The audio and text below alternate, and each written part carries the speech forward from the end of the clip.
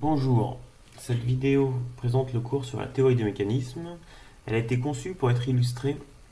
avec le TD sur la pompe à piston radial. Donc lorsque les fonds des diapositives changeront de couleur, il faudra se référer donc à ce TD là.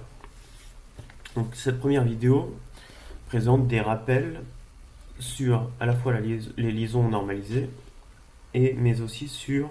les différentes manières de modéliser, représenter un système mécanique. Les liaisons normalisées, donc d'un point de vue cinématique, je vous rappelle qu'il est important de donner précisément les caractéristiques des liaisons, de connaître la forme canonique du torseur cinématique ainsi que le lieu des points pour lesquels cette forme restera inchangée. Donc le lien que vous pouvez faire entre les caractéristiques et ces lieux des points où la forme est canonique est très important, puisque si on prend comme exemple la liaison pivot de centre A et d'axe donc AX, elle aura pour torseur cinématique un torseur de cette forme-là, donc avec des zéros sur la résultante en Y et en Z et sur les moments en X, Y, Z sur tous les points de son axe. Alors qu'on ne précise pas de points pour la liaison glissière, donc aucun lieu n'est privilégié pour caractériser cette glissière. Donc on peut faire le lien avec le lieu de la forme canonique de ce torseur cinématique, ou d'ailleurs le torseur statique, puisque le torseur cinématique aura la même forme en tout point de l'espace. Donc on pourrait faire cette analyse sur l'ensemble des noms et caractéristiques des liaisons, ainsi que des lieux de réciprocité. Donc nous voyons donc les autres liaisons cinématiques à connaître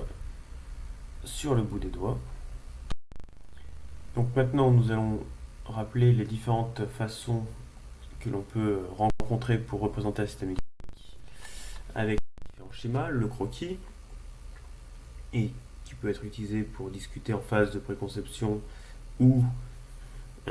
pour présenter rapidement un système.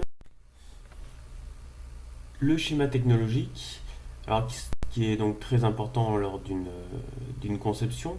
mais on verra qu'il a son importance en théorie des mécanismes, puisque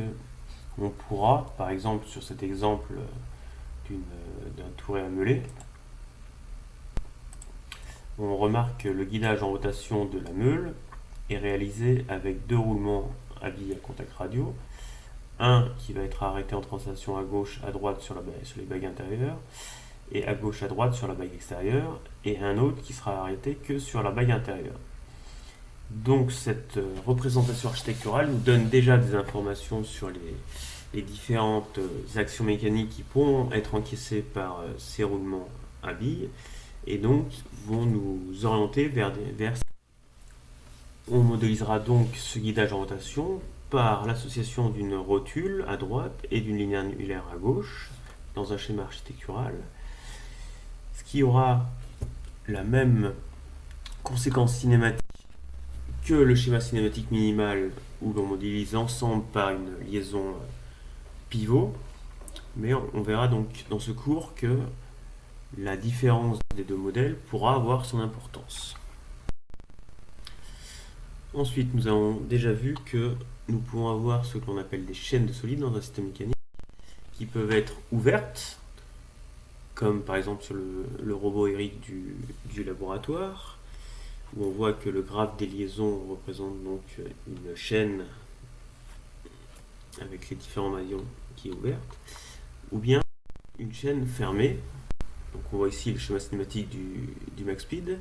et on voit bien que le graphe de liaison représente une boucle. On peut avoir des chaînes complexes, comme la plateforme 6 axes, elle aussi présente dans le laboratoire, où on voit qu'on a plusieurs boucles sur le même graphe des liaisons. Donc ces différentes structures architecturales des systèmes auront des conséquences sur notre approche en théorie des mécanismes. Ensuite, lorsque l'on veut s'intéresser aux lois entrées et sorties du système, nous avons déjà vu que on peut mettre en relation donc les paramètres de position et d'orientation, donc les distances variables, donc les paramètres variables de distance et les paramètres angulaires, en réalisant une fermeture géométrique donc vectorielle, qui nous donnera donc 3 équations scalaires dans l'espace ou des équations scalaires dans le plan, mais aussi une fermeture géométrique angulaire, donc qui sera facile à écrire pour un mécanisme plan, alors que dans l'espace, on cherchera à privilégier une relation particulière, comme par exemple le produit scalaire nul, donc quand on aura deux axes orthogonaux. Alors c'est une méthode qui est utilisée par exemple pour calculer la loi entrée-sortie dans un joint de Cardan. Ensuite, nous pouvons, si nous voulons relier non pas les paramètres de situation, donc les paramètres géométriques, mais les paramètres de cinématique, donc la dérivée des positions et la dérivée des positions angulaires, nous pouvons faire une fermeture cinématique, donc avec une équation torsorielle qui s'appuie en fait sur la loi de composition des mouvements.